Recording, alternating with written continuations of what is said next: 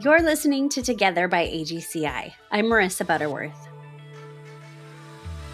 Today, I have the privilege of interviewing my co-host, Melissa Rush, about her recent trip and also your first time to Ethiopia, right, Melissa? Yes, my first time. To actually see the work that we're doing. Melissa is actually a part of our marketing team and is a brilliant writer. So it is so wonderful to have had her be able to be there in person, really to help tell the stories of all that God is doing there through our incredible in-country team. So Melissa, I'm just going to dive right in. I'm so excited that we're doing this one. I'm also jealous because I haven't been back since COVID happened. And Yes. I'm just like so looking forward to hearing all of this. I've heard bits and pieces from you, but here we go. So you were able to go to Ethiopia. It was your first time. And I know from talking to you, it made a huge impact. Will you first just tell us all a little bit about why you went there in the first place with your team? Yeah, absolutely. Well, I was just so grateful that I got to go on this trip because it's something I've heard about and been writing about for almost 8 years now. So it's just Has such it an been incredible 8 years? That's crazy. Yeah. First Yeah, trip. it's been a long time. Yes. Yeah. Yeah. So I was really grateful I got to go. But so the primary reasons we were there was to capture a story for, I can't go into that, but top secret information. Top secret, but a story for an upcoming event. So if you're lucky enough to attend that event sometime in 2023, you will get to find out about that. So if we have any events, just sign up. If you want to know, sign up, this come. is your chance. Yeah, but it's going to be a really beautiful, impactful story. So I'm excited to get to work on that some more. But and then another reason why we went, we got to be a part of a really awesome trauma-informed training that AGCI hosted for child welfare professionals in Ethiopia. And it was really cool because this was the first training of that kind and like the largest one they'd had. Like people came from all over the country to get to be a part of it. How many people were there? Do you remember? Oh gosh, I don't know the exact like amount, hundreds. but hundreds. Yeah, and it was amazing, and it was all in Amharic and all done by our staff there, which was so cool. And I felt really lucky because they did have headphones because there was one section where we had an English presenter, and so everything was translated into Amharic for all the guests there. But then our awesome sponsorship coordinator, Emmanuel, was on the trip, and he is from Ethiopia and fluent in English and Amharic. And so when people were speaking Amharic, I got to wear the headphones and listen to what everyone was saying. So that was super cool. I love it. And then another reason we were there was just to build relationships with our team. I mean, for me and several other people, this was our first time there. And it was just so crazy to people I've heard about for forever or have, talked to on Zoom to get to see them in real life was so That's cool. the best part. And building those friendships, relationships, trust, especially as you do work with them so closely. So I'm so glad you got to do that. I'm jealous. Why didn't you take me with you? So what did you like when you were there? I'm so curious. I know we talked about it beforehand because we were talking about packing lists, but what did you like? What did you expect to see and experience? Did anything surprise you? Was there anything that was exactly how you imagined it? Like, what was your first impression? Yeah, that's such a good question. Well, I felt pretty prepared, honestly, from conversations with you, Marissa. By the way, if you're ever going to Ethiopia or Colombia, anywhere, you got to get Marissa's tips for packing. Her packing list was very on point because there were you told me to bring toilet paper, which is not something I would have thought to do. And man, I was loaning that out because not everybody did that. And so I had a roll of toilet paper in my bag at all times, and it came good. I'm so glad. It's those little things. Yeah. But I felt prepared for a lot of it, but there's always, and I don't, of course, seen photos and videos and all of that, but I was surprised. I feel like I've traveled quite a few different places, and it was just so different from anywhere else I'd ever been. The only other country I'd been to in Africa was Morocco, which was polar opposite from Ethiopia. So not really comparable. And we were in Addis for for most of our trip, which is the capital in a big city. And so when we were in meetings there, it didn't feel particularly different. But going into cities and going into the villages, I mean, Mm. and meeting with kids and families was just really different. And this sounds kind of silly, but I was surprised by just how many animals there Oh, were, like totally. walking in the middle of traffic, like horses and goats. Like that's totally normal to see them like amongst cars. Yes. And paint Um, that picture. You just are driving by and it's like horses are standing in the yeah, lane or in the middle of the yeah. lane and really in hopes because there are flies all over them. I've heard that they're standing there because the, momentum of the cars keeps the flies off of them.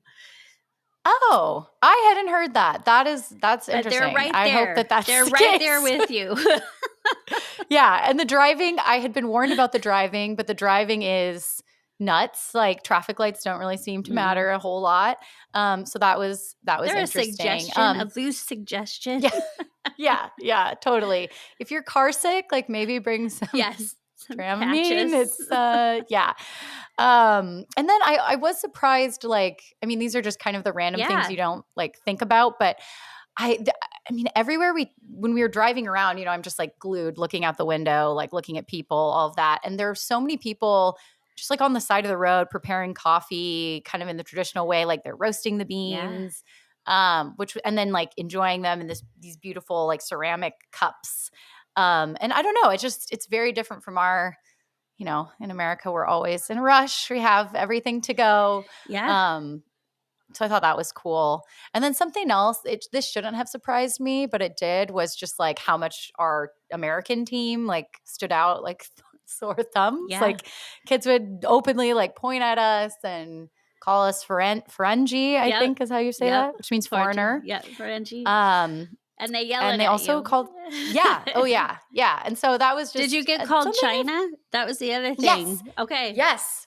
We also got called China, which I was so confused by that. Yes, there's a And then it was huge explained to Chinese me. presence there. And yeah, they've Yes. helped fund a lot of like their reconstruction or construct like building projects, engineering. Hmm. So there is a large Chinese population and apparently we all look alike and they're like China.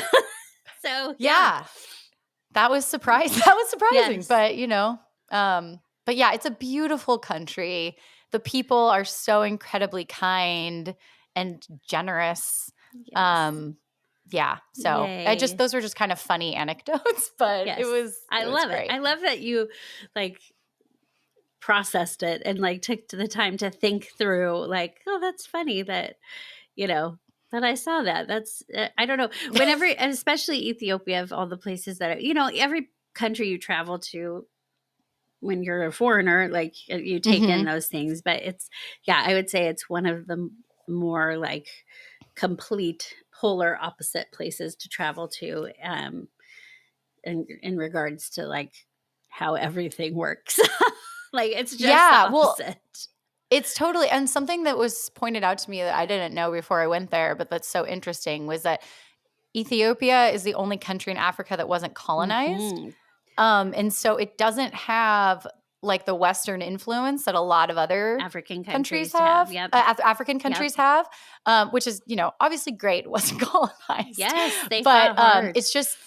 it's such like a melting pot of so many different cultures and Mhm. religions and all these different languages, all these different Yep. things. And so it's just really unique in that way, which is Yeah, cool. they're very proud, but it is interesting like when you go there's like an Italian influence because Italy did try very hard to colonize them and it didn't happen, but there is some leftover Italian. So, you'll go and be like, wow, there's a lot of Italian restaurants here. And I that's didn't why. know that. That does make sense. We Mhm. did eat a fair amount of pizza. Yeah. So And it's good. I mean, it's pretty yeah, it was good. good. That's amazing. Yeah.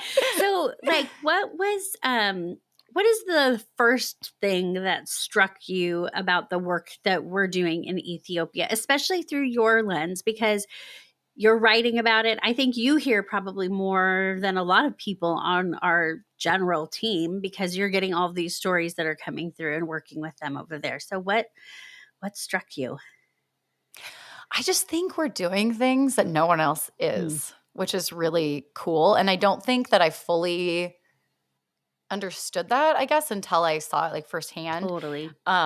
The thing that sticks out in my mind is we went to the AGCI and Tim Tebow Foundation House of Hope, which was the most joyful place I think I've ever been. And if somebody Even though doesn't know I'd what we're talking about, scroll back some episodes to House of yes, Hope, and after you listen to this, go listen to that.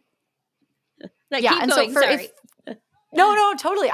Please go back and listen for just a quick, just so you have an understanding of what the House of Hope is. It's just a home for girls who, for one reason or another, have been separated from family care.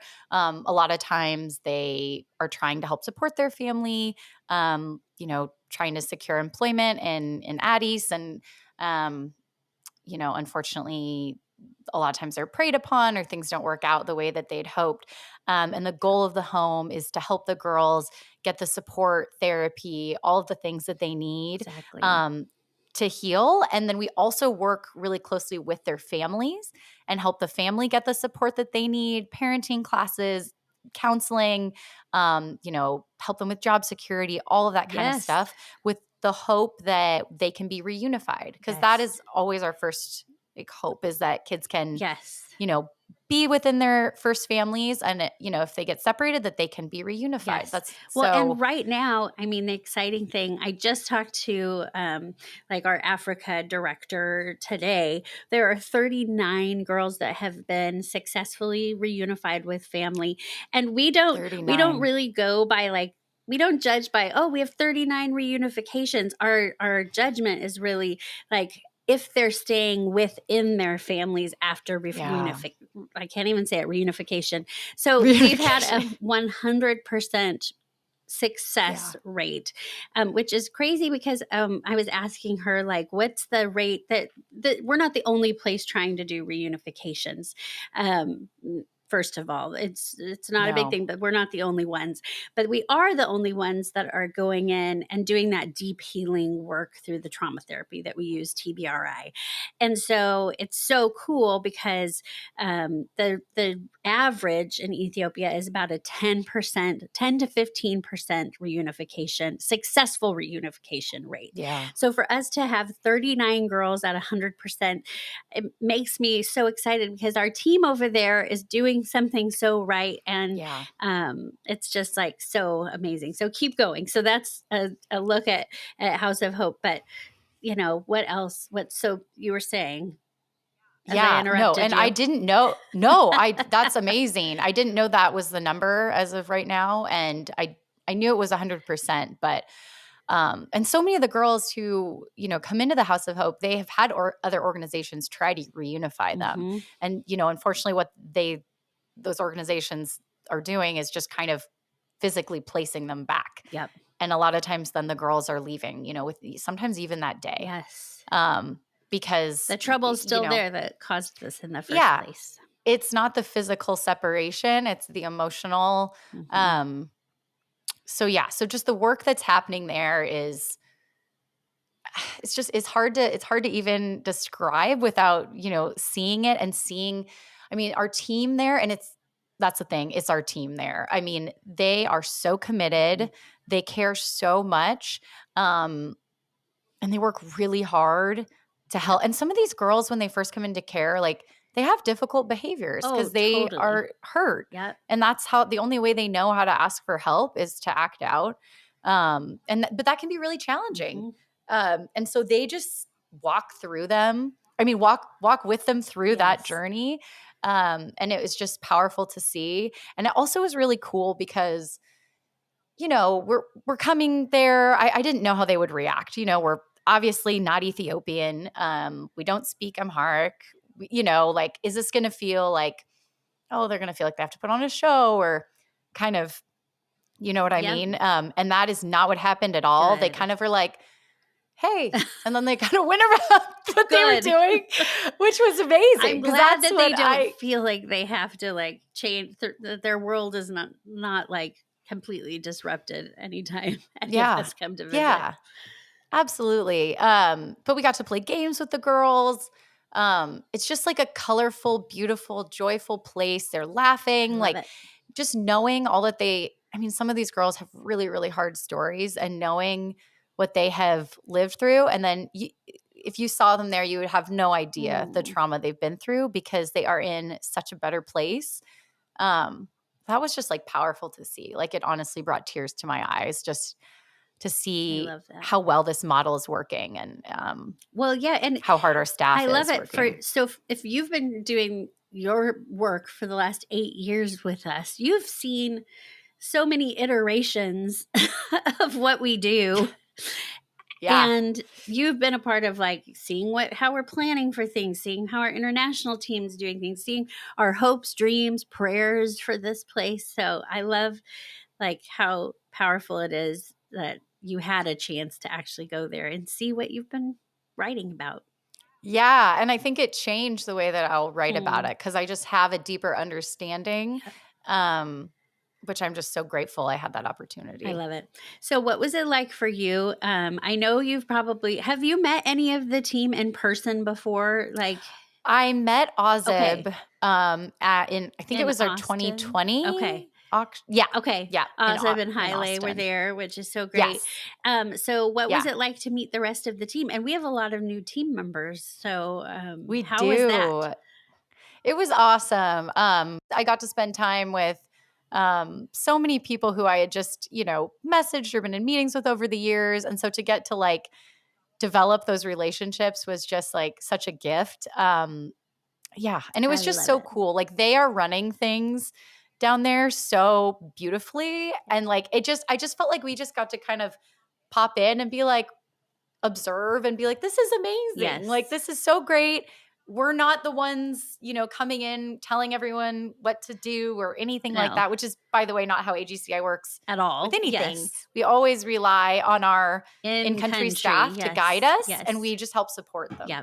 Um, but yeah, so it was just awesome to see people that I have been, I love it. working with for years. So, I mean, no pressure here, but you are very gifted with words, and they flow out of you You're going to say faster. that I'm not going to be able to I talk. know. Yeah. So no pressure, but can you can you tell us what it was like to walk into the first government run institution? Like whatever you can get out. No pressure. Yeah. Well, that introduction I is know. I'm like, uh, um, no, it was really difficult. I've been to other institutions before. And a lot of times, there's kind of a sense of, Hmm. we're just seeing what they're allowing us to see. Yes. If you know what I mean, it's very, I don't know, like they kind of hold it close to the chest. They Yes. don't really want you to And they see don't everything. allow us to take pictures. So No. if you're like, gosh, why have we never seen what it looks like in there? It's because we're respecting their wishes to not take photos. So that's why it's important. That's why I asked this question. Yeah, yeah, exactly. We're not allowed to record anything. But so with this institution that we went to, it just it felt different than other ones I'd been to in the past.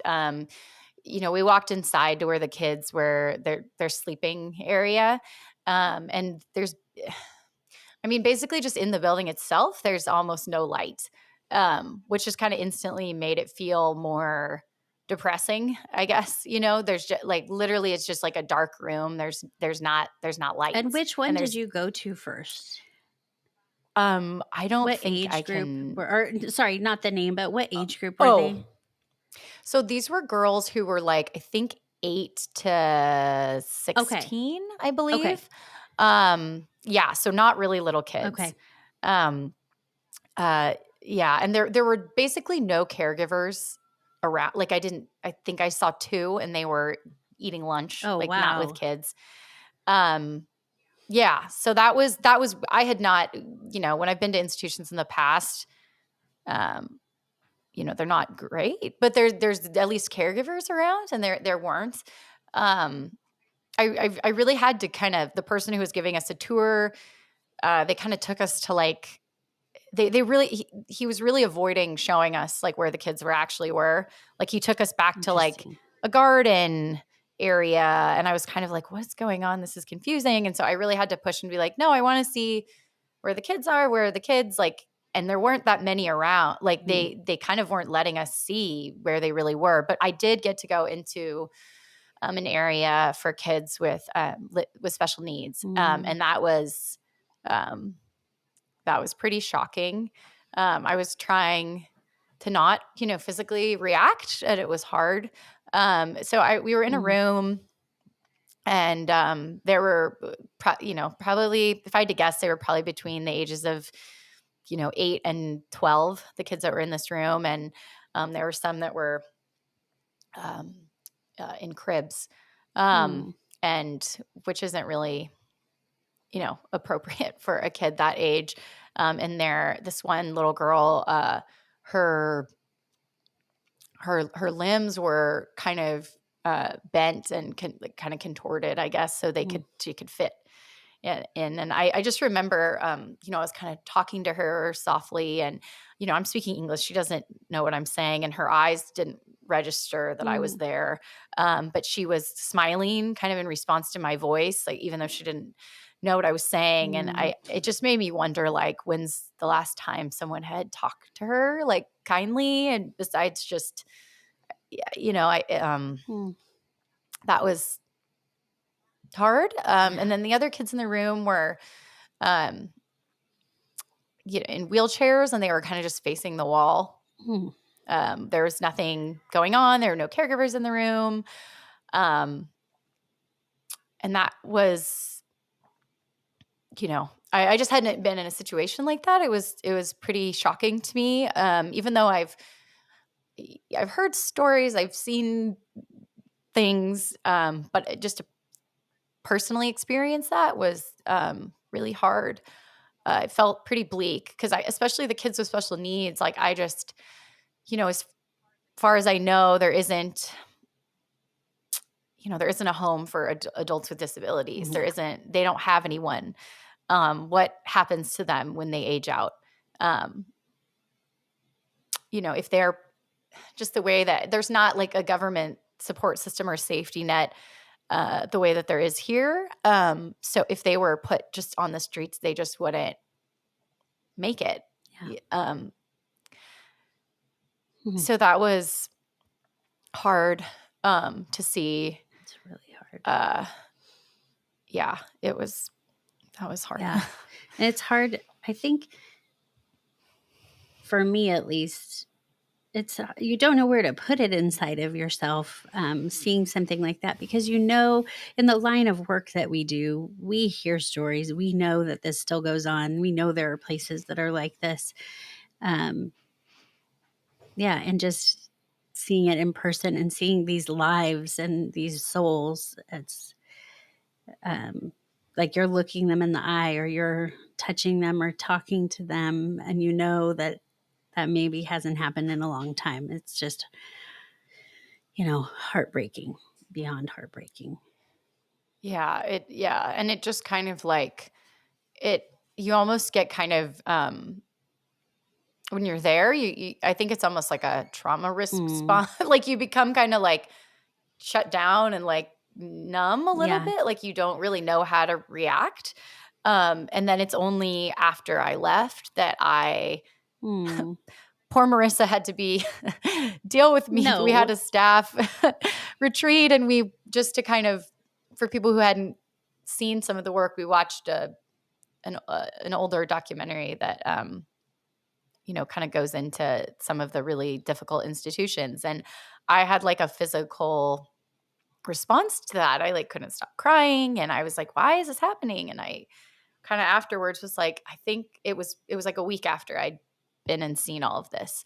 And I was like, oh, this is what that is. But it just kind of, if this is hard for anyone to hear, I just want you to try to take that and use it for good. Yeah. Use it to help people to get up. And there are things we can do. It's really hard to see stuff like this and to hear about it, but there are so many ways that you can help kids that are in these kinds of positions. um, you know Adoption, sponsorship, our cycle breakers program. Yeah. There's so many ways that you can help these kids. And it's, even though there are moments where it feels hopeless, and I've it felt Yes. like that in that moment, but you have to just try to remember that it's not, that there is Mm. hope. And that's why we're doing this. Because if there wasn't, we wouldn't be, Yeah. you know. I wish that there wasn't a reason for us to exist in this capacity. I wish Me that that too. wasn't the reality. Me too. Well, it's very brave of you for sharing that with all of us. I appreciate that you even did, especially knowing that that was a secondary trauma that occurred in your life and that it's hard to talk about. So I appreciate that you shared about it. Yeah. Well, thank you. And I think it's important to talk about, even though it's hard, because, Yeah. I hope it hopefully inspires somebody to want to get involved. Yeah. So maybe I'm asking this and there isn't an answer to it, or maybe you've already answered, but what would you say on your entire trip was the most impactful thing that you witnessed? I mean, hands down for me, it was the caregivers at the House of Hope. Um, it's just when you see the difference in caregiver, and again, everyone does the best they can. I'm not putting I truly believe that. But when you see the difference of caregivers who are equipped with the tools that they need to Yes. actually help kids heal and, get the care that they need, it's just night and day. It's just night and day. These and a lot of these caregivers have been with us since, we had our Hannah's Hope home Yep. in Ethiopia, which was, 15. years Yeah. and years. I mean, now it's like we're coming into 15 plus years that a lot of these people, or if there was a break, when we used to have homes when international Hmm. adoption happened in Ethiopia, we had kind of a transitional home called Hannah's Hope that a lot of these women worked at. They were called special mothers. And Yeah. so we were able to bring a lot of people back that had worked with us there. And so, Yeah. and they're incredible. They really are.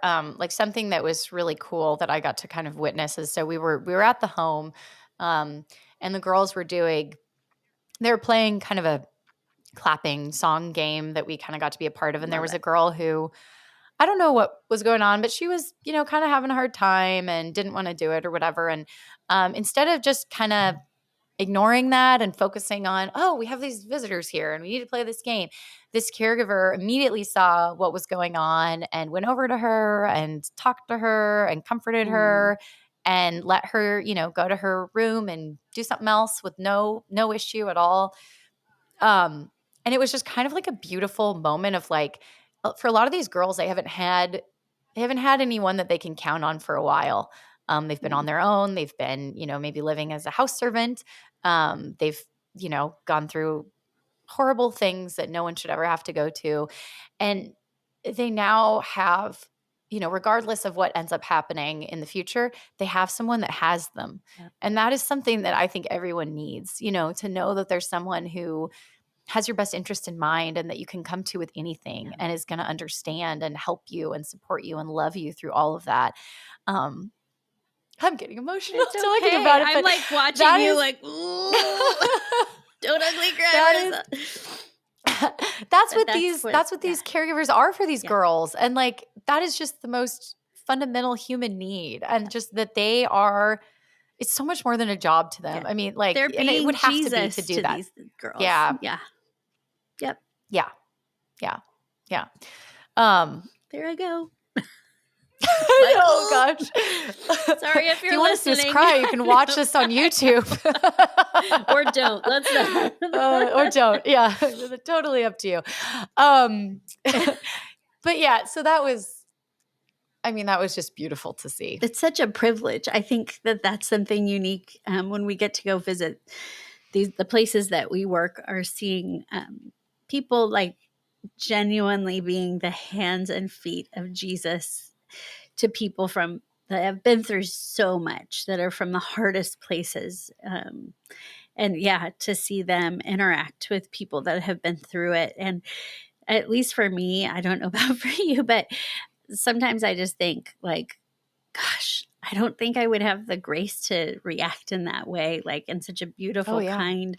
It's not always, at least for me, sometimes it's counterintuitive, especially like these Mhm. girls are like 8 years old to 18 years old kind of age group. As Mhm. some are teenagers, and I think we've been trained, our reactions to kids that are not performing. I say this for myself, like the way that I think Yeah. that they should be. I have to take a step back and be like, oh, no, no, no. Mhm. Like, first of all, that's not a healthy expectation for teens in general, because if we all remember back, it's a hard time to go through. But 100%. to Yeah. have the additional traumas that have been laid at their feet from nothing that they did or created on their own, and those women are there, when they go home, like the relationship doesn't end. That's going to always No. be a safe place for them. And those relationships don't just disappear. They're checking on them and making sure everybody's okay. And so that's Yeah. beautiful. Yeah, absolutely. It was, I mean, there's a saying that, or not saying, I guess, but it's like a thing in TBRI is to see the need behind the behavior. Yes.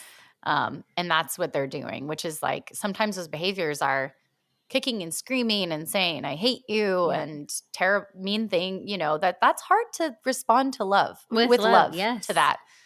And they're doing that Mm. over and over and over and over again until the girls like actually know within their they're not just told it, they know it, Yeah. that they are loved and they are worthy and they are special. And I mean, that's just like the most important work you can do, I Yep. think. So Wow. yeah.